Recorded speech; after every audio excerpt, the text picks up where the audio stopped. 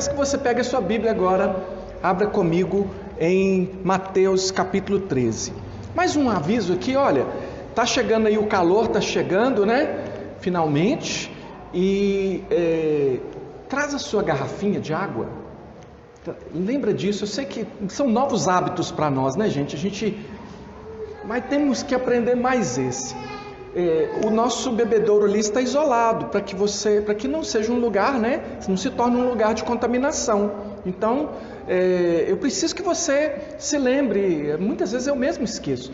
Traga a sua garrafinha de água, pode trazer para que você não precise, né? Se você estiver aqui hoje, puxa, pastor, mas eu estou com uma sede aqui. Olha, você pode procurar um diácono lá, ele vai conseguir uma água mineral para você. Mas nós não temos condição de dar você água mineral todo domingo. Por isso que eu estou pedindo para você trazer a sua garrafinha. Mas ninguém vai ficar aqui morrendo de sede, não. Se tiver, puxa, pastor, não está dando nem para aguentar, não. Aí você pode procurar o diácono ali, ele vai oferecer para você. Mas se esforce assim, é um novo hábito, eu sei, a gente precisa aprender. Mas vamos lá, vamos trazer, pode trazer, que aí é até bom que você não levanta, né, na hora da pregação, você está com a sua garrafinha, você pode beber sua água, não tem nenhum problema você beber sua água, irmão, tranquilo, eu também bebo aqui, até porque falo, né, preciso reidratar aqui, não tem problema, mas vamos fazer esse esforço. Está com a sua Bíblia aberta aí, em Mateus capítulo 13, quero que você leia comigo, a partir do verso 44, vamos ler aí até o verso 50, está escrito assim: o reino dos céus é semelhante a um tesouro oculto no campo, o qual certo homem, tendo-o achado, escondeu e, transbordante de alegria, vai, vende tudo o que tem e compra aquele campo. O reino dos céus também é semelhante a um que negocia e procura boas pérolas. E tendo achado uma pérola de grande valor, a vende tudo o que possui e a compra. O reino dos céus ainda é semelhante a uma rede que, lançada ao mar, recolhe peixes de toda espécie. E quando já está cheia, os pescadores arrastam-na para a praia e, assentados, escolhem os bons para os cestos e os ruins deitam fora. Assim será na consumação do século. Sairão os anjos e separarão os maus dentre os justos, e os lançarão na fornalha acesa. Ali haverá choro e ranger de dentes. Vamos orar, pedir ao Senhor para falar conosco mais uma vez. Senhor, nós dependemos do Espírito do Senhor, nos dando entendimento, que vá para além de aquilo que a gente pode entender com raciocínio, que alcance o centro da nossa vida, alcance a nossa vida como um todo. Ó Deus, faz isso por nós, faz isso pelo Espírito do Senhor que está aqui, que age na vida daqueles a quem o Senhor tem chamado, em nome de Jesus. Amém. Meus irmãos, sabe aquele moço Chadwick Boseman, aquele ator que fez o filme Pantera Negra? Eu vi um vídeo em que ele estava agradecendo a um outro ator, o Denzel Washington, por ter pagado os estudos de dramaturgia que ele fez na Europa, que ele fez no Reino Unido. E ele estava muito emocionado naquela homenagem que ele estava fazendo ali para o Denzel Washington, e ele termina a homenagem pedindo que Deus abençoasse a vida do Denzel, ainda mais do que já vinha fazendo, por causa da sua generosidade. E no momento ali do discurso dele, ele disse que chegou onde ele chegou por ter estado sobre os ombros de um gigante que ele dizia ser o Denzel. Ele falou, eu só cheguei, ele disse, só houve um Pantera Negra porque houve um Denzel Washington, senão não teria havido. Aí eu percebi que era uma citação, eu já tinha ouvido alguma vez essa citação, e eu fui procurar quem foi que falou isso. E eu descobri que uma das pessoas que disse isso foi o Isaac Newton, aquele que o pessoal estuda aí das leis de Newton. E ele disse isso, que se ele tinha conseguido alguma coisa, foi porque ele tinha estado sobre o ombro de gigantes. Mas ele não é o autor da frase. O autor da frase, aí eu tenho aqui uma citação maior, foi o Bernard de Chartres, no século XII. ele diz assim: somos comparáveis a anões encalvitados sobre os ombros de gigantes, os antigos. Vemos, portanto, mais coisas do que eles viram e vemos mais longe que eles. Qual a razão disso? Não é nem a acuidade do nosso olhar, nem a superioridade da nossa altura, mas porque somos transportados e elevados pela alta estatura dos gigantes. Eu achei bacana, mas tem uma outra coisa que há em comum entre essas pessoas notáveis. Eu considero todos esses que eu citei aqui pessoas notáveis. Não é só a conclusão de como é que se dá o progresso do desenvolvimento humano, do desenvolvimento do conhecimento, mas tem um fato assim mais pesado, né? São pessoas que passaram, com exceção do Denzel Washington, que inclusive ficou muito frustrado no que ele acreditou, porque para ele também foi uma surpresa, ele nem sabia que ele tinha financiado os estudos do Chadwick. E numa outra entrevista, porque as pessoas descobriram que ele tinha financiado, aí ele falou que ele sentia como se ele estivesse passando o bastão quando ele viu ali o Chadwick fazendo Pantera Negra. Ele, puxa, que legal, ele estava vivendo um momento bem legal, porque ele estava vendo que aquilo que ele acreditava estava indo adiante, mas aquele que recebeu o bastão não tinha como completar a corrida, de modo que o Chadwick morreu, né? Infelizmente, e o Denzel deve estar muito triste com isso. Acho que todo mundo que viu o filme e tal, conhece a história, está triste com isso. E especialmente é triste umas histórias como essa, porque ele morreu com 43 anos, e muito novo, né? Ninguém nem falava que ele tinha uns tais 43, quanto mais que, né, ia morrer agora. E é muito triste a vida assim para as pessoas que acham que a vida começa numa data de nascimento lá e termina numa cova, né? Termina numa outra data que é quando a pessoa morre. É especialmente triste para as pessoas que não creem na vida eterna. E a parábola do tesouro e da pérola são parábolas bem simples, e especialmente simples para quem entendeu a parábola do semeador, que também está aqui no 13. Essas parábolas mostram que nem todos fazem o melhor com a mensagem eterna que eles recebem de Deus. Essas parábolas que Jesus contou aqui no capítulo 13 de Mateus, ele as contou justamente quando muitos dos discípulos de Jesus o abandonaram, porque Jesus não tinha só aqueles 12, ele tinha muitos discípulos. E muitos haviam abandonado, e aí que ele conta essas parábolas. Ele conta a parábola do semeador, mostrando que nem tudo aquilo que é plantado, o terreno, às vezes não é bom, então não produz, apesar da mensagem ser a mesma, mas nem todo produz, né? E é onde nós vamos ver essas parábolas aqui, da pérola e a parábola do tesouro, que revelam para nós que somente os verdadeiros discípulos reconhecem que vale a pena sacrificar o que for necessário para ser cidadão do reino. Só os verdadeiros discípulos. Alguns encontram o Evangelho, encontram Jesus, por acaso, estava ali, como aquele moço ali cavou, não sei por que ele estava cavando, de repente ele deu com o tesouro.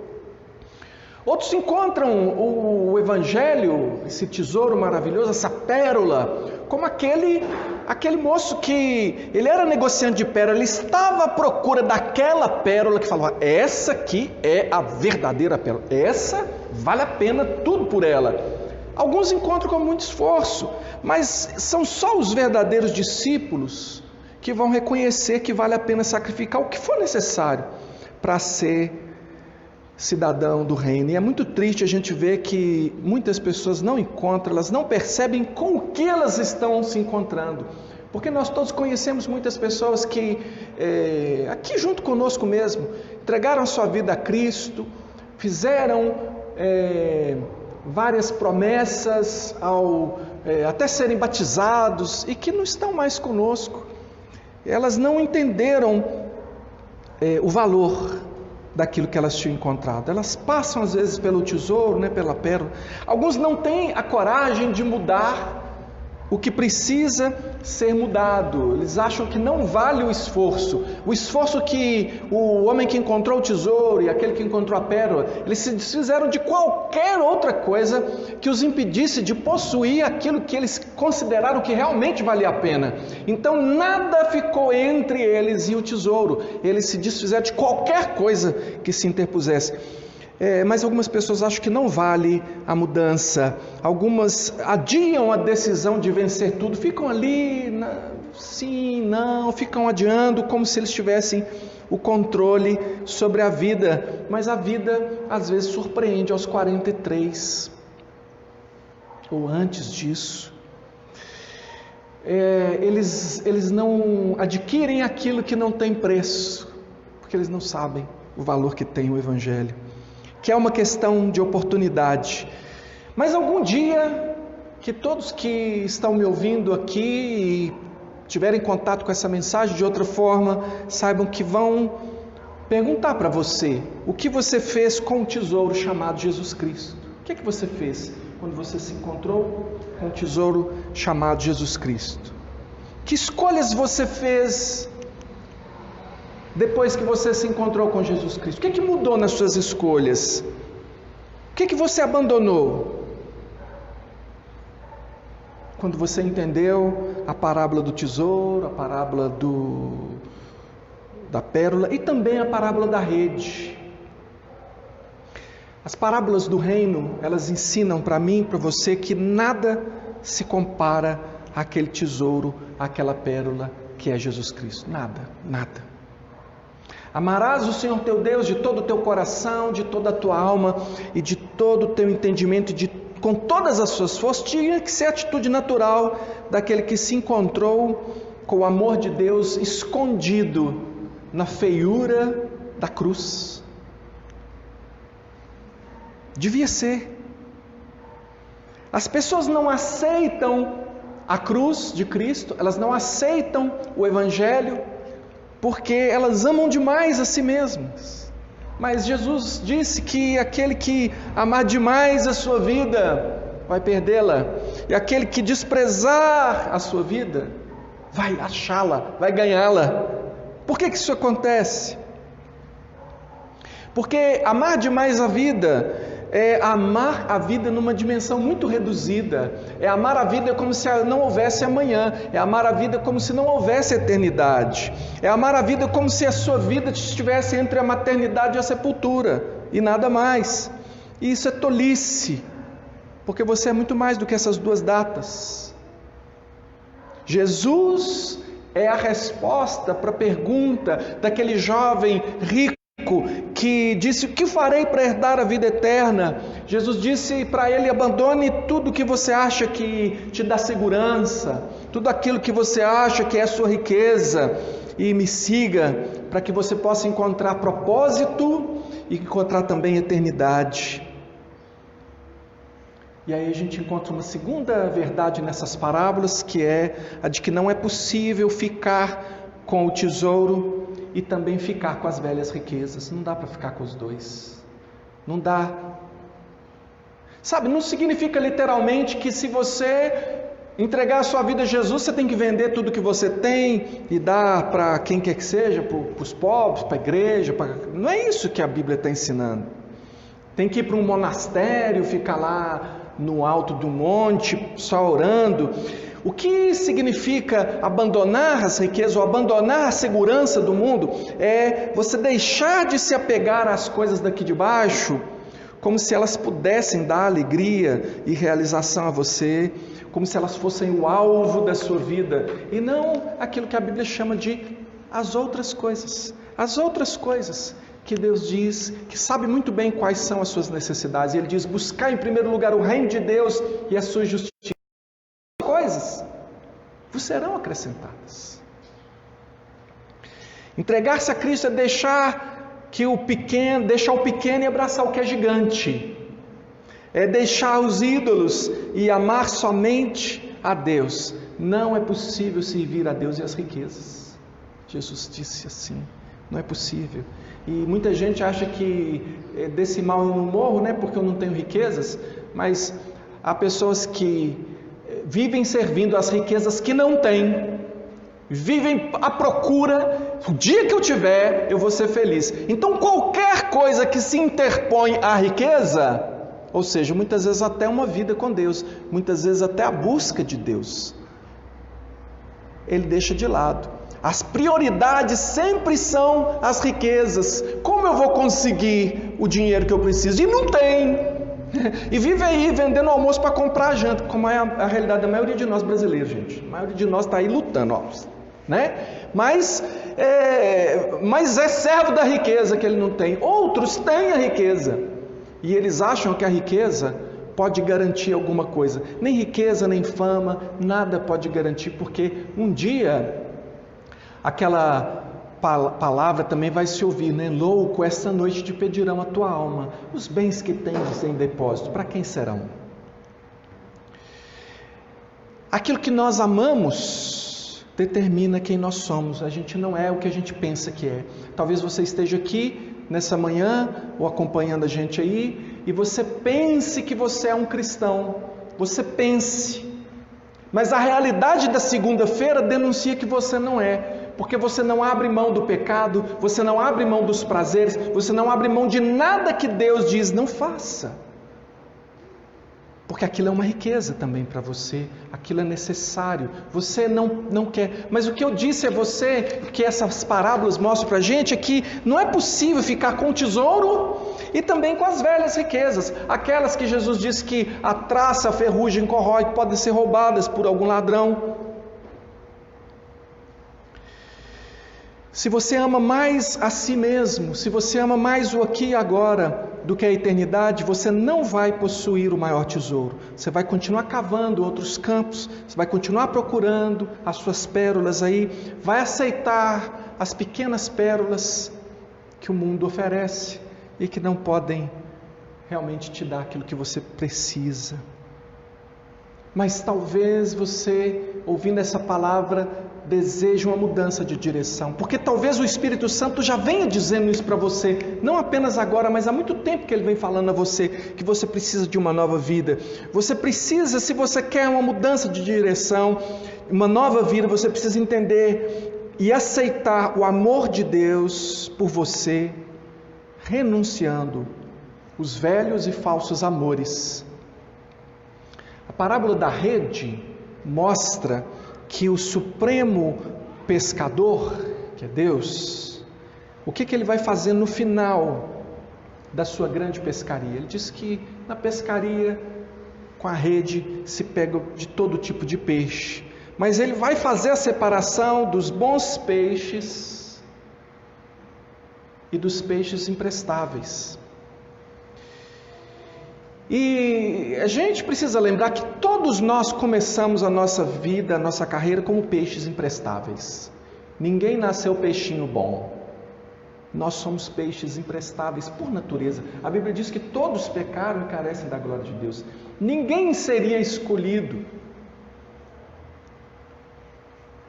Mas os nossos amores, aquilo que nós amamos, aquilo que você ama é insubstituível.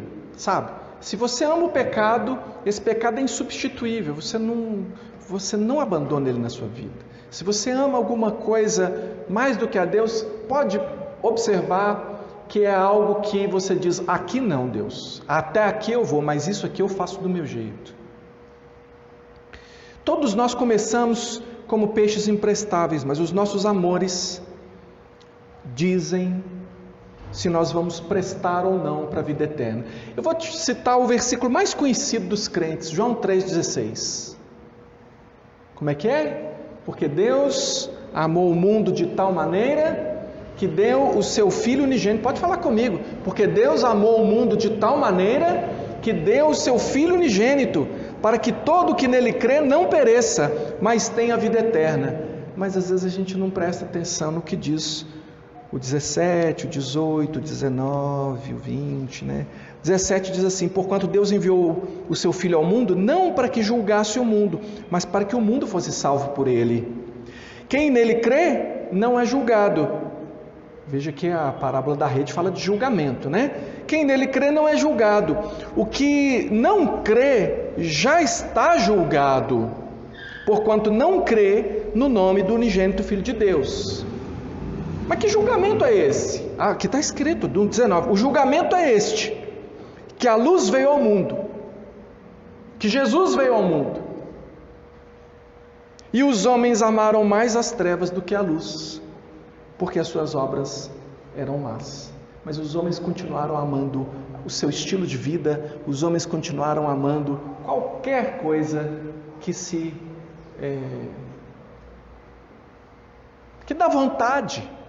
O primeiro pecado foi desejar o que, não o desejar, mas o desejar e lançar a mão daquilo que Deus disse que não era para lançar. Não é o desejo que é mau, mas o que você faz com ele. Pois todo aquele que pratica o mal aborrece a luz. Olha, João é claríssimo nessas expressões dele, né? Ou é ou não é? Lê João para você ver. Evangelho de João e as cartas de João. Ele sempre é muito claro. Todo aquele que pratica o mal aborrece a luz. Não gosta da luz, não. E não se achega para a luz a fim de não serem arguídas as suas obras. Ele não quer que alguém peça conta daquilo que ele está fazendo. Isso é da minha vida. Eu não confesso meu pecado a ninguém, eu não falo com ninguém, eu vivo a minha vida. Eu tenho uma vida religiosa, na igreja todo mundo acha que eu sou crente, mas a minha vida particular dela cuido eu, né? Cuida mesmo. Quem pratica a verdade aproxima-se da luz, irmão, a fim de que as suas obras sejam manifestas, porque feitas em Deus. Então, o julgamento final é uma consequência, porque nós já estamos julgados. Já estamos julgados. Jesus não veio ao mundo para julgar você, você já está julgado por aquilo que você é. Todos nós já estávamos julgados e condenados. Mas as nossas obras denunciam aquilo a que nós amamos. E eu pergunto: a quem você ama? Acima de tudo. Se for uma pessoa, é idolatria. Se for a você mesmo, é idolatria. Se não for a Deus, você está condenado ao inferno. Não fui eu que falei, foi Jesus que falou. Ali haverá choro e ranger de dentes. Só uma entrega radical, total, completa ao amor de Jesus, que perdoa e que transforma, pode salvar você. Eu termino aqui dizendo que mesmo os melhores gigantes desse mundo tombam e não se levantam mais. No filme Pantera Negra tem uma cena que o Chadwick, no caso lá o personagem era o T'Challa, né? Para ele se tornar o Pantera Negra, ele tem que meio que morrer e ressuscitar, né? Ele morre, vai lá ver os ancestrais dele, depois ele volta. Um sonho, né? Uma imaginação. Sinceramente, podia até ser verdade, né? Eu queria que esse cara tivesse morrido de jeito nenhum, dá uma pena muito grande. Podia ser verdade. Mas eu também encontrei uma coisa interessante, que eu torço para que seja verdade, porque parece que o Chadwick era cristão. Até li que o pastor dele, ele parece que era de uma igreja batista, o pastor dele afirmava que ele tinha mantido a fé, mesmo durante a sua carreira e tudo. E nas palavras dele para o Denzel Washington, transparece meio conversa de crente. Se você vê no final lá, a maneira como ele fala e pede que Deus o abençoe ainda mais e tudo, parece crente. Eu torço para que seja verdade, porque só sendo um cristão alguém pode experimentar a verdadeira ressurreição, né? Mas apenas Jesus, que é o maior de todos os gigantes, tombou por iniciativa própria e também se levantou por força própria. E quando Ele chama você a uma nova vida, a esse tesouro, a essa pérola, Ele chama você para estar sobre os seus ombros, para que você, sobre os ombros de Jesus, possa ver a vida eterna, possa ver mais do que isso aqui, possa ver a vida eterna, possa ver o que realmente vale a pena, possa sonhar com as mansões celestiais e as riquezas, onde a traça, a ferrugem não corrói, onde o ladrão não pode roubar de você.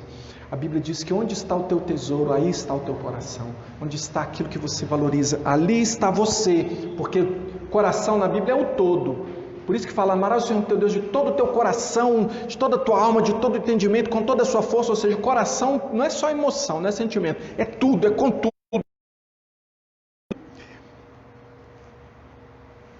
Você gostaria de entregar o seu coração a Jesus Cristo hoje, entregar a sua vida a Jesus? É uma escolha inevitável, porque na verdade ela já está feita. Se você crê, é porque Deus está agindo na sua vida. Se você não crê, é porque o Senhor não está chamando você para a salvação. Ela já está feita. Se você diz, eu vou pensar mais, eu vou deixar para depois, a escolha já está feita. Como você garante que vai chegar aos 44? Eu não posso garantir de chegar aos 49, estou com 48. Mas se eu chego aos 49, não sei. Como você garante que pode sair daqui e esperar um pouco mais, e curtir um pouco mais as suas velhas riquezas, e curtir um pouco mais o mundo, e experimentar alguma coisa que você tem muita vontade, mas você sabe que na presença de Deus não dá para fazer? E aí você está aí dividido, e se você está dividido assim, você precisa deixar de ser tolo. A morte vem e você não tem solução para ela, e a sua vida não termina aí. Quem dera, né? Seria até uma bênção, uma coisa maravilhosa, se pelo menos ao viver uma vida miserável de pecado, você morresse e acabasse, isso já seria ótimo. Mas não é isso que Jesus diz. Ele diz que do outro lado, para os que não entregaram a sua vida a Jesus, há choro e ranger de dentes. Você precisa fazer essa escolha hoje. Escolha a Jesus.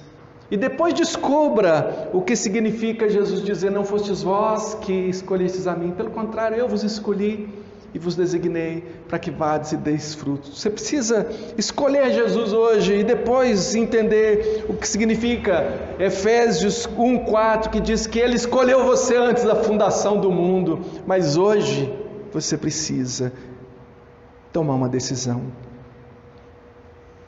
E a Bíblia diz que se com a tua boca confessares ao Senhor Jesus e no teu coração, ou seja, com toda a sua vida, com tudo que há em você, creres que Deus o ressuscitou dos mortos, serás salvo. Feche os seus olhos agora. Nós vamos para a última oração. Você pode ficar de pé, por favor? Esse pode ser um momento, um divisor de águas na sua vida. Se você hoje diz, Senhor Jesus, eu quero entregar minha vida ao Senhor agora, e eu preciso que o Senhor me dê força. Irmão, você pede a Deus força, Deus dá a você poder, porque o Espírito Santo dá poder para que você frutifique o que não é natural para você, para que você tenha o fruto do Espírito, coisa que você não é capaz de fazer naturalmente. Amor, alegria, paz, paciência, benignidade, bondade, fidelidade, mansidão, domínio próprio. Diz a palavra de Deus que isso é fruto do Espírito, o poder que Deus vai dar a você para a sua nova vida. Ele dá a você garantia de vida eterna, porque como nós lembramos aqui, Ele tomou o cálice da ira que era para você, mas se você quiser segurar e deixar para tomar depois, então esse cálice te aguarda depois da morte. Mas se você quer salvação em Cristo Jesus, confesse a Ele como seu Salvador e peça a Ele para te ajudar. Senhor Jesus, nós estamos todos aqui pensando, se nós entregamos a nossa vida ao Senhor, foi só com a mente? Se nós entregamos ao Senhor a vida, foi só com as emoções? Ou se nós entregamos tudo, Senhor? Se nós não reservamos nada, se a gente vendeu tudo e diz, qualquer coisa que estiver entre mim e Deus eu vendo, eu tiro, eu jogo fora. Como o apóstolo Paulo dizia, considerei todas aquelas coisas que eram preciosas, considerei como refúgio, considerei como se fosse estrume, considerei aquilo como nada para herdar a vida eterna. Senhor Deus, obrigado porque a vida eterna está hoje disponível para nós. Obrigado, Senhor Deus, por aqueles que o Senhor colocou nos ombros. O Senhor colocou nos ombros para que pudessem ver aquilo que nenhum de nós é capaz de ver por si mesmo.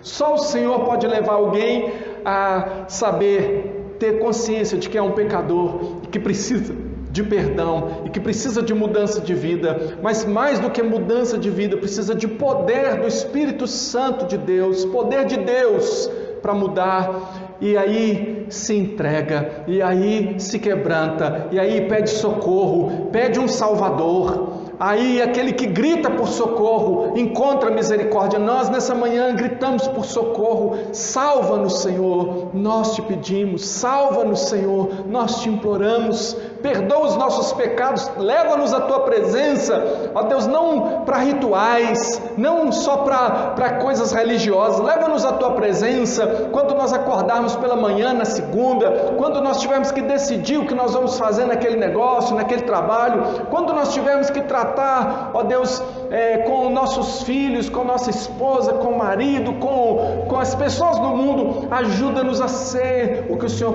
planejou para nós. Deus, nós renunciamos à nossa tentativa de seguir com esse bastão, porque a gente não chega até o final. Só o Senhor pode nos carregar até o final, que é a eternidade. Eu peço em nome de Jesus, perdoa os nossos pecados.